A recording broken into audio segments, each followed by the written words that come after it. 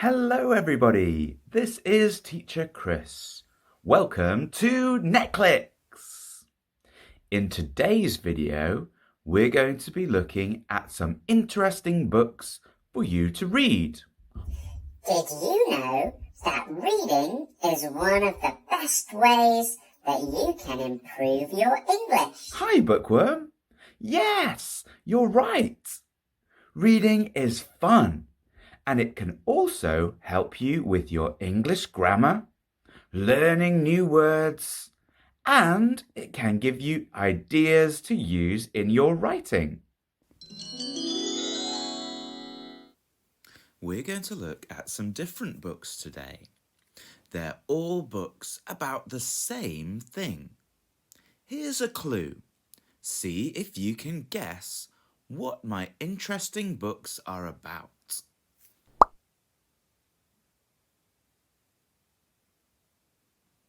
Did you guess what it is?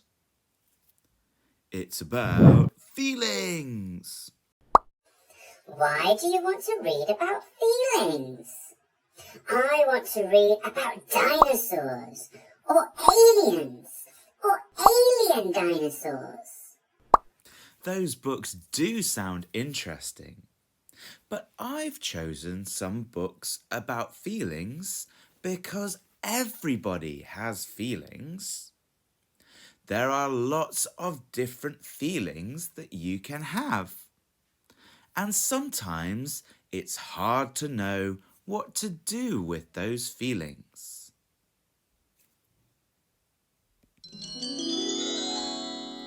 All the books that we're looking at today can be found on Epic. It's a great website where you can find a lot of books. Let's start by looking at some non-fiction books about feelings. Non-fiction books are about real things that happened or facts.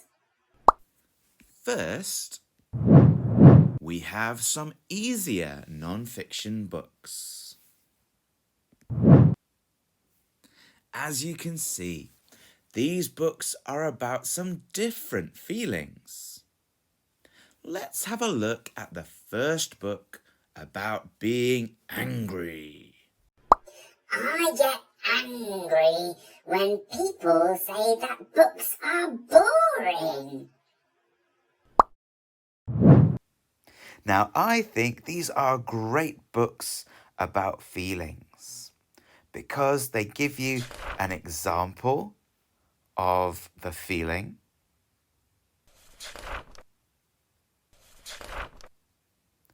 And they also talk about how you might feel when you've got this feeling, what might give you that feeling, what you might want to do with that feeling. And it's also got some good ideas of things to make you feel better if you have that feeling, or some good things to do when you feel that way, which I think is really useful. And you can see some of the words are in red. Now, if the words are a different color with these books, you can look at the back and you should be able to find the meaning in the glossary. And it also tells you how to say those words as well. So that's why I really like these books.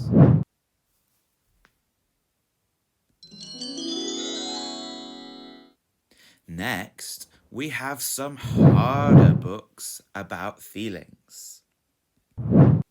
Let's look at the first book about being lonely. I get lonely sometimes. I don't know many other bookworms. So these books are a little bit harder to read. They're a bit longer as well. And what I really like about these books is each feeling that they talk about has a superhero, the Agents of Feels. and they have a comic book about the feelings. So they give you an example, just like the other books, and then they go into how you might feel, what feelings you might have in your body, and how to see if someone else is feeling that way or how you might look. And also the reasons why. So it might go far back into history like this one. It's really interesting to know why we feel that way. And some things that might make you feel like that. And why it is good sometimes to feel that way. Or why it is bad sometimes to feel that way. And then things that you can do to help you with those feelings. And an example of helping someone with those feelings. And just like the other book, we've got a glossary at the back to help you to understand some new words. And what I love about these books is this part. I found this really interesting, thinking about why we get those feelings.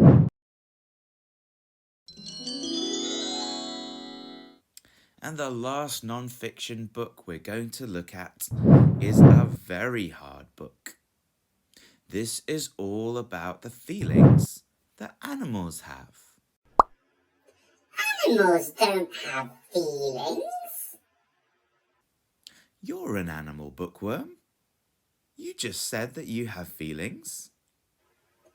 Oh, yeah. Do other animals have feelings too? You can find out by reading this book. Now, I think this book is really interesting to know about how animals feel as well. And you've got the name of the feeling at the top, and then a little description to tell us what that feeling is. And then some different things that have happened, some real things that have happened for each of those feelings to show examples of when animals show that feeling.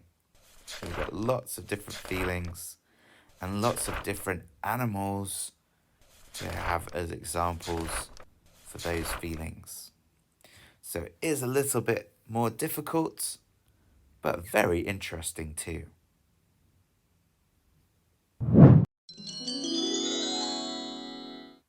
In the next Netflix video, we'll be looking at some fiction books about feelings.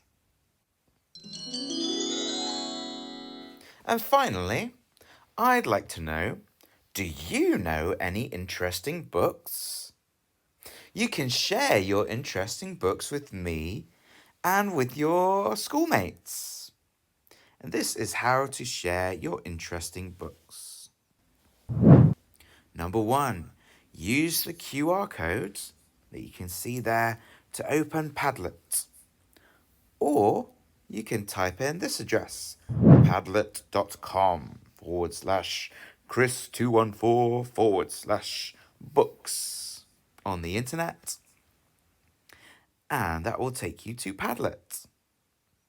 So the second thing you need to do is think about how difficult the book is. Is it an easier book, a harder book, or a very hard book to read?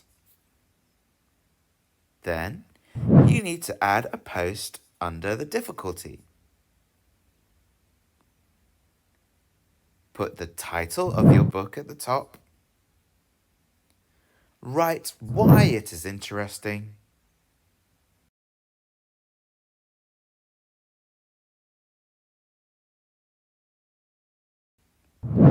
And then write your name and class at the bottom so we know who has put this book up. When you've finished, press submit at the top to post your book. So I look forward to finding out about your interesting books. Now don't worry, These don't just have to be non-fiction books. They don't have to be about feelings. They can be any book that you find interesting. I want to know, what do you like to read? And that's the end of our video today. Thank you very much for watching, and I look forward to hearing about your interesting books. We can share some of those next time. And I've also got some interesting fiction books for you about feelings. Thank you for watching. Bye bye.